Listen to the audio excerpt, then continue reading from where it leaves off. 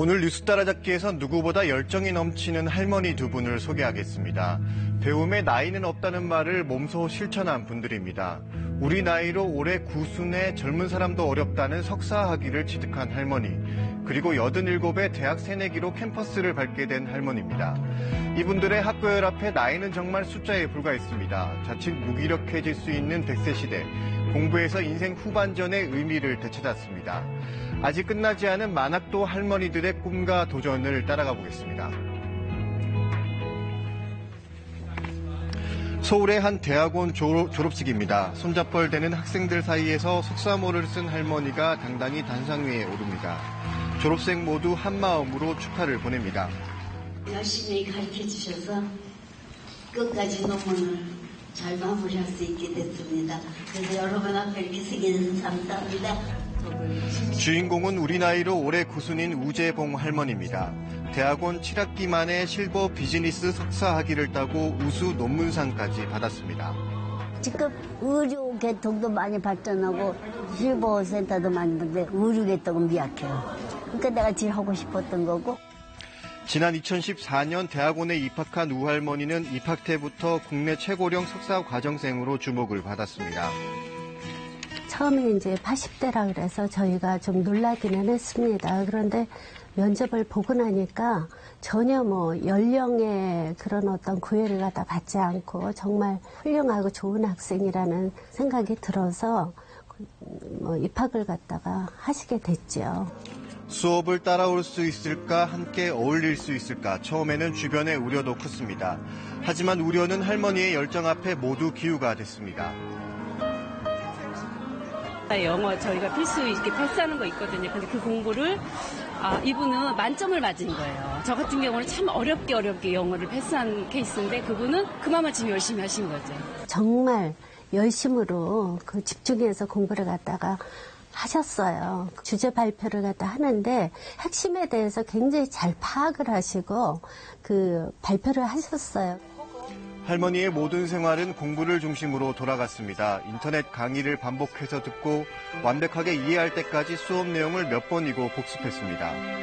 평범한 주부로 일생을 살아왔던 우할머니가 공부에 뜻을 두게 된 건 2012년쯤입니다. 유난히 사이가 좋았던 남편과 사별하고 상심이 컸을 때입니다.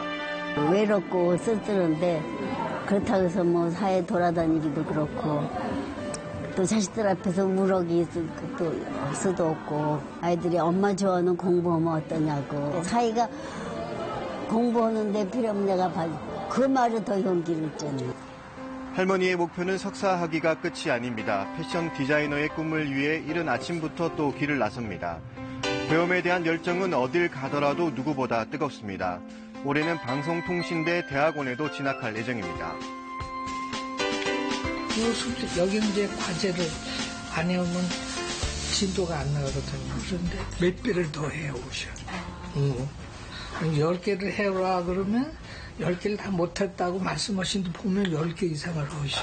저는 그 3살짜리한테도 배울 게 있다는 걸 항상 생각해요. 아무 무의미 그게 생각 없이 살면은 시간이 나태하고 기운이 없어요. 누구나 똑같아요. 저도 남편 잃고 그랬으니까요. 그거를 털고 일어나면 뭐든지 할 수 있어요. 새학기를 앞둔 서울의 또 다른 대학, 한 할머니가 학과 사무실을 찾았습니다. 저 수강 신청하러 왔는데 어떻게 하면 될까요? 잠시만요. 지난 수능 최고령 응시자였던 87살 이명순 할머니입니다. 신입생 합격자 명단에 당당히 이름을 올렸습니다. 맨 처음에는 굉장히 놀랐습니다.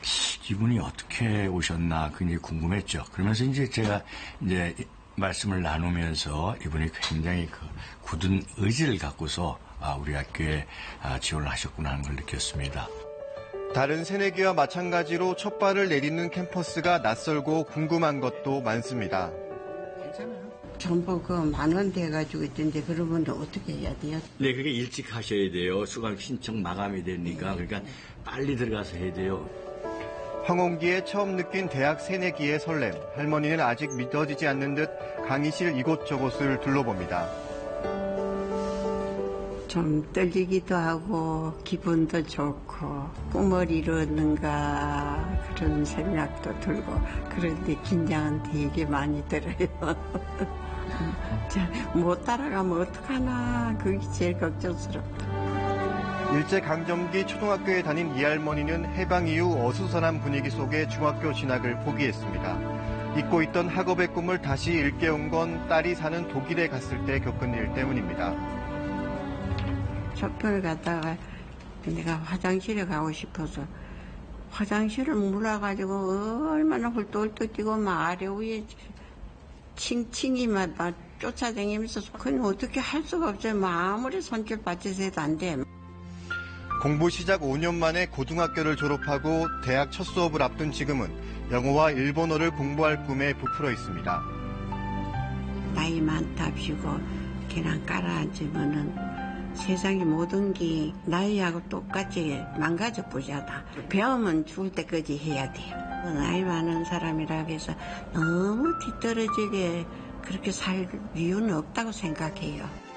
100세 시대 배움의 나이는 없다는 말을 만학도들이 증명해 보이고 있습니다.